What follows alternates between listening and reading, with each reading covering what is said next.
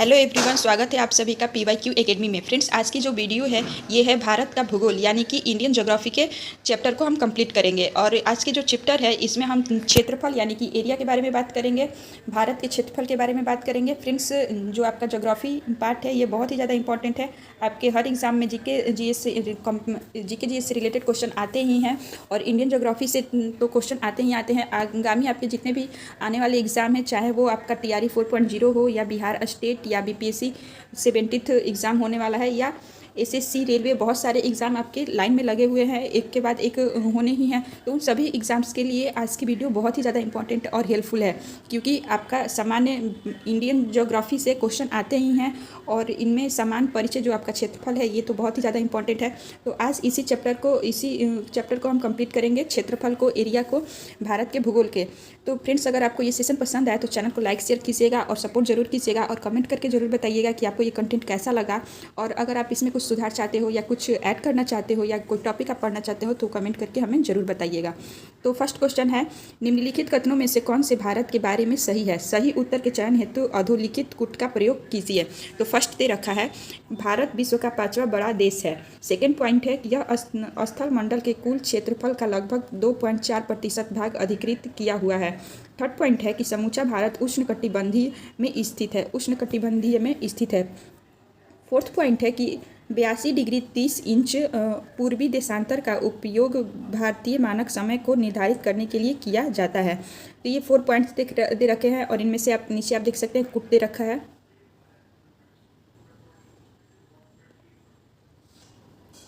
Friends, explanation को भी देख लेते हैं कि इसमें क्या एक्सप्लेन किया गया है। ये जो क्वेश्चन था ये आपका था घटना चक्र बुक से, और घटना चक्र बुक में जो है आपका हर एक एग्ज़ाम का मिक्सचर इसमें दिया हुआ रहता है और उसके आप कह सकते हैं कि ये PYQ क्वेश्चन है सभी एग्जाम्स के। और इससे हूबहू आप अपने क्वेश्चन पेपर में देख सकते हैं कि घटना चक्र से रिलेटेड क्या सेम टू सेम वही क्वेश्चन आए हुए रहते हैं। तो इसलिए हम एक्सप्लेनेशन को भी साथ में पढ़ते हुए चलेंगे। तो एक्सप्लेनेशन में दे रखा है कि भारत विश्व का 7वां बड़ा देश है।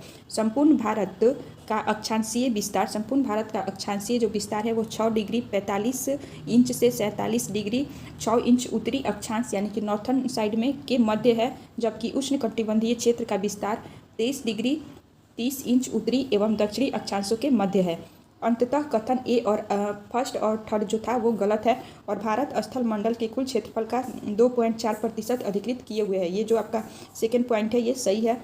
एवं 82 डिग्री 30 इंच पूर्वी देशांतर का उपयोग भारतीय मानक समय निर्धारित करने के लिए किया जाता है। इस प्रकार से कथन 2 और 4 सही है। नेक्स्ट क्वेश्चन है कि क्षेत्रफल की दृष्टि से भारत का विश्व के देशों में कौन सा स्थान है? तो आपने ऊपर एक्सप्लेनेशन में ही इसका आंसर आपने पढ़ लिया है और यहाँ पे आप इजीली इस क्वेश्चन का आंसर दे सकते हैं कि भारत का विश्व में देशों में भारत का स्थान क्षेत्रफल में 7वां है। फ्रेंड्स, आप देख सकते हैं कि झारखंड PCS में 2016 में ये क्वेश्चन आया हुआ है और ऐसे ही बहुत सारे एग्जाम में ये क्वेश्चन पूछा भी जाता है। नेक्स्ट क्वेश्चन है कि भारत का क्षेत्रफल संसार के क्षेत्रफल का 2.4% है, परंतु इसकी ऑप्शन ए में दे रखा है कि संपूर्ण मानव जाति का 16% जनसंख्या है, बी में है कि संपूर्ण मानव जाति का 17% जनसंख्या है, ऑप्शन सी है कि संपूर्ण मानव जाति का 18% जनसंख्या है और ऑप्शन डी है संपूर्ण मानव जाति का 28% जनसंख्या है। ये क्वेश्चन आप देख सकते हैं कि 39th BPSC प्री में आया हुआ है और ये भी क्वेश्चन आपका बहुत ज़्यादा इंपॉर्टेंट है। तो इसका राइट आंसर हो जाएगा ऑप्शन बी यानी कि संपूर्ण मानव जाति का 17% जनसंख्या है।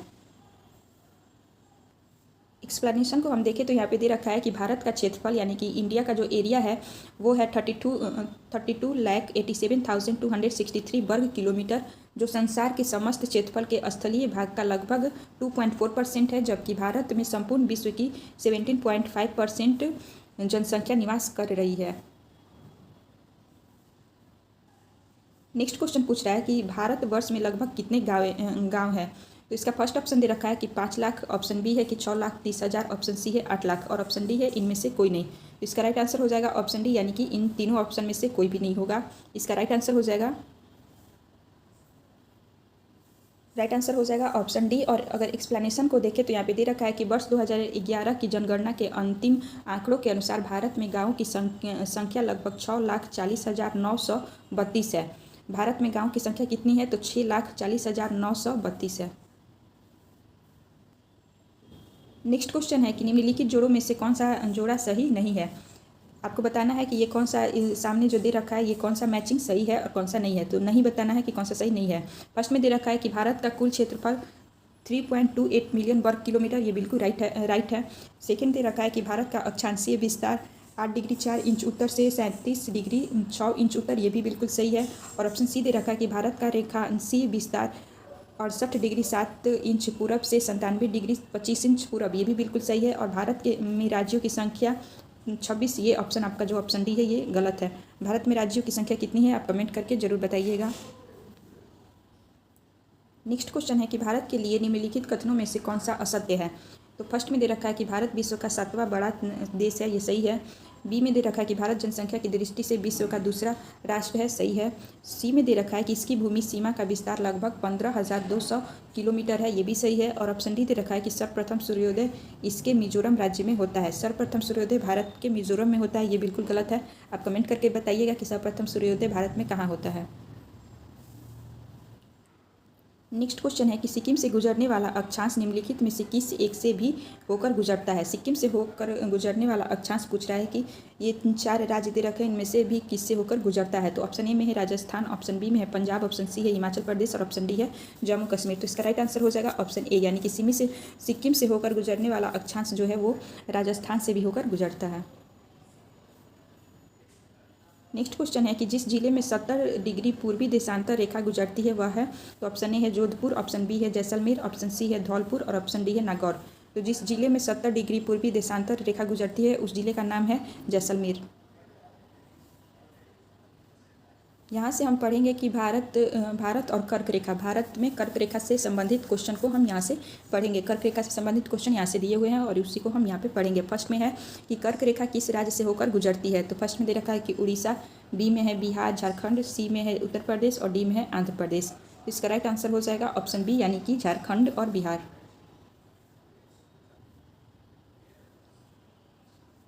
फ्रेंड्स आप कमेंट करके बताइएगा कि कर्क रेखा भारत में कितने राज्यों से होकर गुजरती है।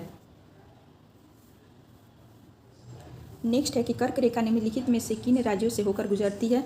नीचे दिया हुआ है, इनमें से आपको बताना है। फर्स्ट में है गुजरात, बी में है छत्तीसगढ़, सी है उत्तर प्रदेश और फोर्थ है झारखंड।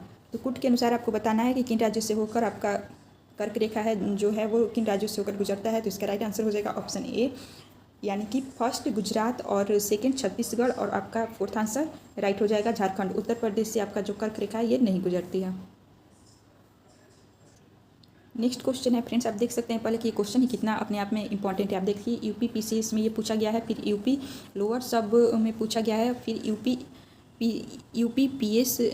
पीएससी में पूछा गया है, यूपी के पीसीएस में पूछा गया है, पीएससी में पूछा गया है। तो ये अपने आप में क्वेश्चन बहुत ही ज़्यादा इंपॉर्टेंट है और आप क्वेश्चन को देख लेते हैं। निम्नलिखित नगरों में कौन कर्क रेखा से निकटतम दूरी पर स्थित है। आपको बताना है कि कर्क रेखा से निकटतम दूरी पर कौन स्थित है। ऑप्शन में दे रखा है कि अगरतला, बी में है गांधीनगर, सी में है जबलपुर और डी में है उज्जैन। तो इसका राइट आंसर हो जाएगा ऑप्शन बी, यानी कि गांधीनगर जो है वो कर्क रेखा से निकटतम दूरी पर स्थित है। एक्सप्लेनेशन को देखें तो यहाँ पे आप देख सकते हैं कि स्थल दे रखा है और अक्षांश दे रखा है और अंतर स्थिति दे रखा है कि किससे कितनी है। तो अगरतला जो है इसकी अक्षांश है, अगरतला है जो है इसका दे रखा है कि 23 डिग्री 50 इंच उत्तर और इस गांधीनगर जो है 23 डिग्री 19 इंच उत्तर में है और जबलपुर है 23 डिग्री 11 इंच उत्तर में और उज्जैन जो है 23 डिग्री 9 इंच उत्तर में है। और इसका अंतर स्थिति दे रखा है कि अगरतला -20 इंच है और गांधीनगर जो है +11 इंच और जबलपुर है +19 इंच और उज्जैन है +21 इंच। तो दूरी के अनुसार उपयुक्त में कर्क रेखा में सबसे कम अक्षांशीय अंतर जो है वो गांधीनगर का है, अतः गांधीनगर कर्क रेखा के सर्वाधिक निकट स्थित है। नेक्स्ट है कि निम्नलिखित नगरों में से कौन सा कर्क रेखा से निकट है। अभी तक आपको स्थल का नाम दिया हुआ था और उसमें से आपको बताना था कि कौन सा निकट है। अब आपको यहाँ पे पूछ रहा है, यहाँ पे राज्य का नाम दिया हुआ है और आपसे पूछ रहा है कि कौन सा निकट है। नगर तो फर्स्ट में है कि दिल्ली, सेकेंड में है कोलकाता, थर्ड में है नागपुर और सी में है जोधपुर। तो इसका राइट आंसर हो जाएगा बी, यानी कि कोलकाता जो है वो आपका कर्क रेखा से निकट है।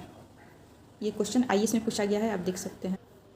नेक्स्ट क्वेश्चन है कि कौन सा महत्वपूर्ण अक्षांश भारत को 2 लगभग बराबर भागों में विभाजित करता है। तो इसका राइट आंसर हो जाएगा ऑप्शन डी, यानी कि 23 डिग्री 30 इंच उत्तर। नेक्स्ट क्वेश्चन है कि निम्नलिखित में से कौन सा भारतीय राज्य कर्क रेखा के उत्तर में स्थित है। तो उत्तर साइड में कौन सा स्थित है? तो इसका राइट आंसर हो जाएगा ऑप्शन बी, यानी कि मणिपुर जो है ये कर्क रेखा, भारतीय राज्य कर्क रेखा के उत्तर साइड में स्थित है। नेक्स्ट क्वेश्चन है कि जून माह में निम्न स्थानों में से कहाँ पर दिन की अवधि अधिकतम होगी? तो जून माह में पूछ रहा है कि कहाँ पर दिन की अवधि सबसे अधिक होगी। तो इसका राइट आंसर हो जाएगा ऑप्शन डी, यानी कि दिल्ली की। एक्सप्लेनेशन देख लेते हैं। सूर्य के उत्तरायण यानी कि भूमध्य रेखा के उत्तर होने के बाद से ही उत्तरी गोलार्ध में दिनों की अवधि बढ़ती जाती है। 21 जून जो है उस दिन सूर्य उत्तरायण स्थिति के सर्वोत्तम उच्च बिंदु पर होता है। इस माह में कर्क रेखा से उत्तर जाने पर दिनों की अवधि बढ़ने लगती है। दिल्ली की स्थिति उपयुक्त विकल्प में सबसे उत्तर में है, अतः यह दिन की अवधि अधिकतम होगी। दिल्ली की क्या होती है? सबसे उत्तर में है विकल्प में, और यह जो है दिन की अवधि में सबसे अधिकतम होगी। नेक्स्ट पूछ रहा है कि निम्नलिखित में से कौन सा शहर कर्क रेखा से सबसे निकट स्थित है? तो इसका राइट आंसर हो जाएगा जबलपुर। ये जो है कर्क रेखा से सबसे निकट स्थित है। नेक्स्ट क्वेश्चन है, ये भी बहुत ज़्यादा इंपॉर्टेंट है, अभी भी ये कर लो, ये बहुत सारे एग्जाम में आया हुआ है। क्वेश्चन दे रखा है कि निम्नलिखित भारत की नदियों में कौन कर्क रेखा को 2 बार पार करती है? तो इसका राइट आंसर हो जाएगा ऑप्शन ए, यानी कि माही नदी। अब इसके एक्सप्लेनेशन को देख लेते हैं, वो बहुत ही ज़्यादा जरूरी है। माही नदी कर्क रेखा को 2 बार पार करती है। यह मध्य प्रदेश से उद्गमित होकर राजस्थान यानी कि मध्य प्रदेश में माही नदी का उद्गम होता है और वहाँ से होकर राजस्थान गुजरात में प्रवाहित होते हुए खंभात की खाड़ी में गिरती है। तो माही नदी जो है वो कर्क रेखा को 2 बार पार करती है। ये क्वेश्चन कई बार एग्जाम में पूछा जाता है, तो इसे याद रखिएगा। अब फ्रेंड्स हम यहाँ से पढ़ेंगे मानक समय के बारे में। मानक समय से रिलेटेड कुछ क्वेश्चन दे रखे हैं, उनसे उन क्वेश्चनों को हम देखेंगे। तो फर्स्ट है कि गुजरात के सबसे पश्चिमी गांव और अरुणाचल प्रदेश के सबसे पूर्वी छोर पर स्थित बालांग के समय में कितने घंटों का अंतराल होगा? गुजरात के सबसे पश्चिमी गांव और अरुणाचल प्रदेश के सबसे पूर्वी छोर पर स्थित बालांग के समय में कितने घंटों का अंतराल होगा, ये आपसे पूछ रहा है, और इसका राइट आंसर हो जाएगा कि 2 घंटों का। नेक्स्ट क्वेश्चन है कि निम्नलिखित कथनों पर विचार कीजिए। फर्स्ट में दे रखा है कि जबलपुर की देशांतर रेखा इंदौर और भोपाल की देशांतर रेखाओं के बीच है। सेकेंड में दे रखा है कि औरंगाबाद का अक्षांश बड़ोदरा और पुणे के अक्षांशों के बीच है।